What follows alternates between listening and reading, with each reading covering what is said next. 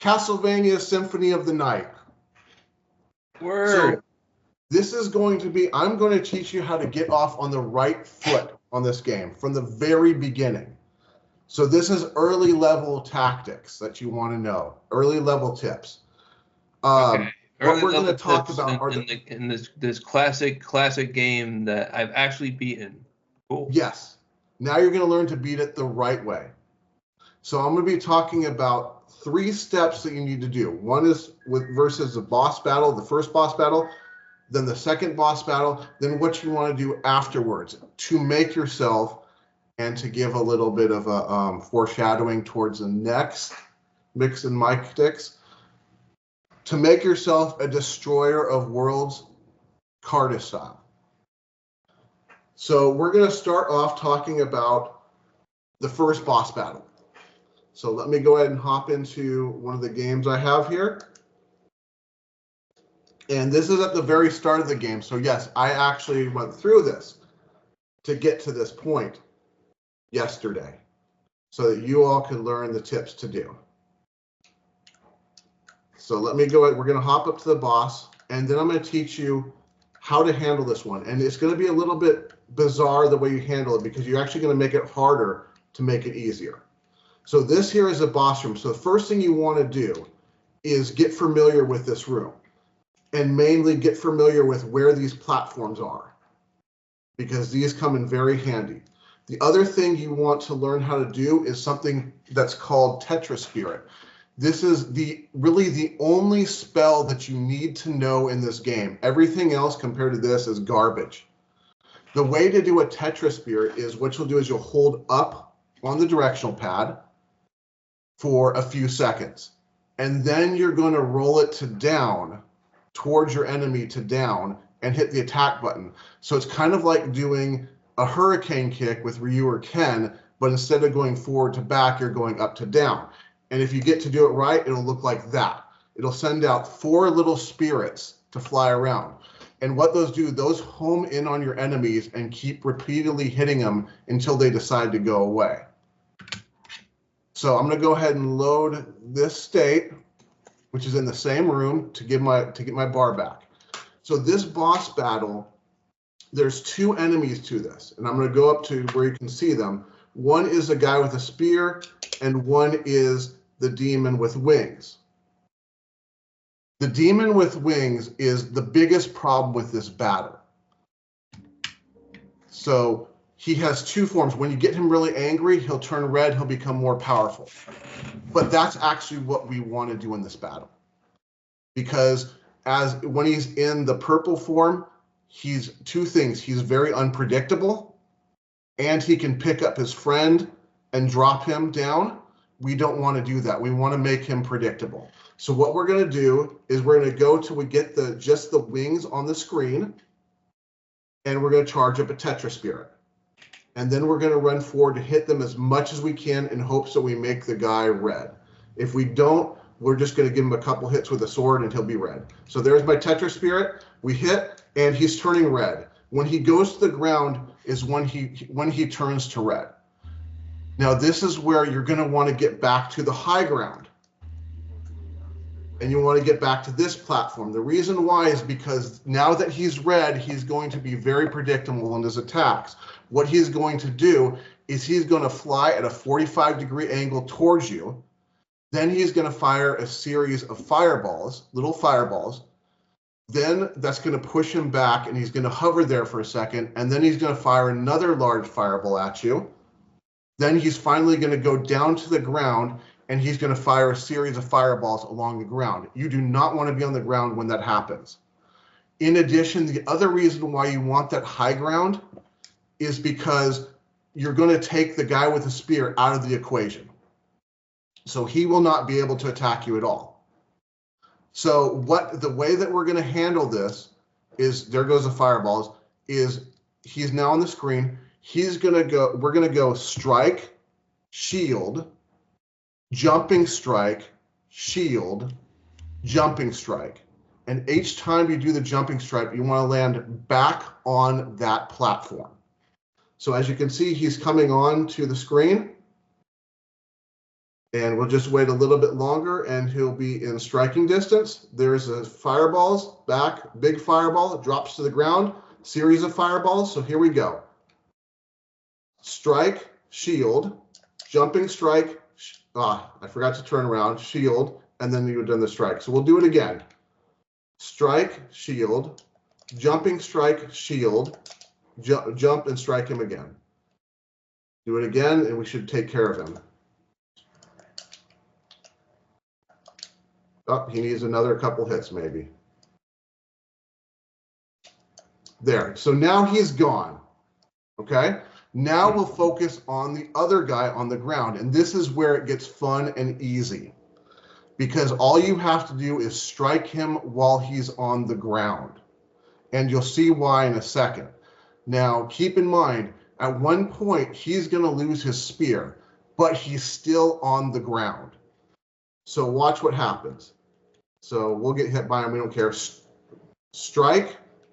Feet on the ground. Strike. Strike. Lost it. Strike. Strike. Strike. And just keep doing that, and he's dead. And that's how you beat the first boss. Now, the most important thing to know here is the Tetra Spirit spell, because it comes in very handy.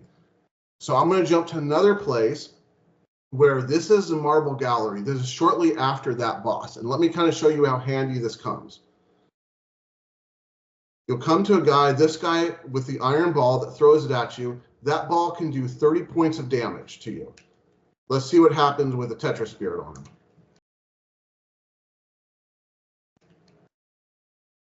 So we hit him a couple times. Now we'll just kind of strike him a bit. See if we can get him before the ball goes out. And there he goes. He's down. Not even a threat now. The other person this comes in handy is a little further down. Is this guy here. You do not want to get close to this guy or he will rain down on you. So let's see what a Tetra Spirit will do to him. There he goes. He's dead. This spell itself is not only valuable here, but when you go into like the Holy Chapel and you have the sword that summons all the other swords, or when you go into the catacombs and you fight the boss that drops all the zombies, this spell, you can literally just cast a spell on the sword and run right through it and let Tetra Spirit take care of it. Wow. So the next thing I'm going to show you now is the second boss. All right, so let me get to here. The second boss you may remember is a pain in the butt, and that would be your Doppelganger. Yeah, I played this on my PS3, the PS1 version. This is the PS1 version, right? Yeah, this is a PS1 version. So here's your Doppelganger. And if you remember this fight, it seems like everything you do against this guy is going to backfire on you. You jump into him, he's got a workaround for that. You run up to him, he's got a workaround for that. You do anything, he's got a workaround for that. As you can see, it's hard to get to him. So here's what you need to do. There's a few steps. First step, come to this battle with the dagger, because I'm 99% sure whatever sub-weapon you have, he has, and you want him to have the dagger. Second step, get about a third of the screen away from him. What we're going to do is we're going to make him really stupid. Third step, duck. This is how stupid he becomes. He will sit there and do this over and over again. Backdash, throw daggers, occasionally jump. What we want to do is wait for him to jump, and here's why. Strike, go back, duck again. Strike, go back, duck again. And that's all you got to do to win this battle. Now, you always want to go back after you strike him because you don't want to push him into the corner. If you push him into the corner, he's going to become a bat and he's going to smash into you, and that does some pretty good damage. So that's literally all you have to do to beat this guy. One more step that I want to point out, very important. After you beat this boss, you want to head to the long library, which is going to take you about 5 minutes to get to. It's your next location. If you're familiar with this is the shop. Okay? Yep. And when you come to the shop, you have to buy the Jewel of Open. It's 500 gold. So, and you're not going to have much gold. But if you go down the list, you're going to find this sword right here, the Damascus Sword. However, the Damascus Sword is 4,000 gold. As you can see, your attack, I'm past the sword I was using on those 2 bosses. I'm to the next sword up.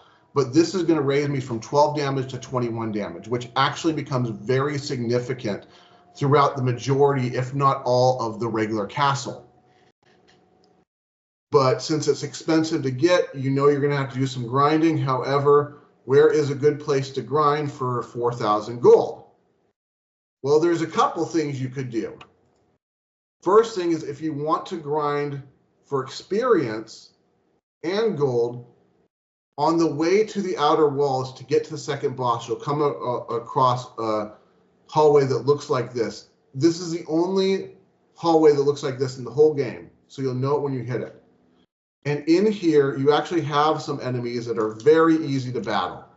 Oh, you know, when I wasn't playing this game and I was grinding, and I don't know if I remember if I asked you or I looked it up online, but I ended up in this hallway doing exactly what you're doing now. Exactly, yeah. The thing is, if you get close enough to the enemies here, they will never hit you unless you're really dumb. What a disgusting creature. It's got like this beautiful woman on its tail, but it's really just a gigantic lizard thing. Like, what is this thing? I don't know. But you've got, after you take out 3 of them, you want to look to this candle. You want to hit this candle if you want money, because check it out. 250 right there. Then after you get the candle, put up your shield, because you're coming to the plants. The plants can stone you, but if you get close enough, if you get here, they won't hit you. You just jump up and hit them. If they open, then you jump up and hit them automatically. But keep your shield out when they're spitting out rocks, because those do stone you. That's one way to get the weapon, and you can get experience that way. If you don't care about the experience, let's go right back to the shop. Go 1 hallway over, hit 25 gold, back, hit 25 gold. This will take a while. You must have told me about these tricks, because I knew this one too. Because all I wanted to know was how to get money and experience. I don't think I asked much. I was looking for more than that. Honestly, I'm getting 25. It's taking me about 4 seconds each time. So you just keep doing this until you get the 4,000. It can take a while. But once you get that sword, it's all over. You will just totally tear through the game. Now, what's ironic, this will cover you for the regular castle. Do you think he has a hole in that chair? I don't know, but you can actually go underneath it to the room under and knock him up. I think I remember doing that too. But I'm just thinking like out of the box with this. I'm like, look at that chair. It's like it's over a hole. Why would you put a chair over a hole like that? They both probably so you can take a shit. It could be. I mean, I don't know if he gets out too much. He just sits there all the time. Like it's like that one thing where was it with the woman was so fat she became part of the couch. Oh yeah, that movie, the really cheesy horror movie. No, this happened in real life. The woman got so fat she became part of her couch. Oh, okay. I heard it was the toilet. Oh no, this one here, like the woman never moved from her couch. People brought her food, and she would pee and piss and whatever, and wasn't wearing like a diaper or anything, and nobody cared. They showed love by letting her live her life the way she wanted to live it, and I'm like, that is not love. This woman's 1 million pounds, and she's part of the furniture. I didn't know about that one. Oh yeah, it's pretty gross. It's now, people who bring you hoarders, you know. Now this, just to let you know, this is all for the regular castle. Now for when you get to the inverted castle, and unfortunately, I'm sorry, I don't have any sort of pictures of this. What's ironic is that the strongest weapon in the game is also found in the inverted castle in this same exact area. You can get it in this same hallway. What you're doing is fighting an enemy called a Schmoo, which is just a hovering face that will find you, seek you, and fly straight at you. It has a rare weapon drop, which is the Crissaegrim. If you've never seen this sword, you should go back to the long library. You should grind these things until you get that rare drop, because if you ever lose to this game using this sword, you are in the wrong hobby, because you can literally beat Dracula in a matter of seconds without getting hit using the sword. Do you have a save file set up for that? So I don't have a save file set up for it. Unfortunately, I haven't done that on my computer. You were very prepared. You had save spots at all the spots for like for most of the points, most of the tips that you had. That was actually a very I didn't think about done, this until last night. It would have taken me probably about 8 hours to get to this point, to get that.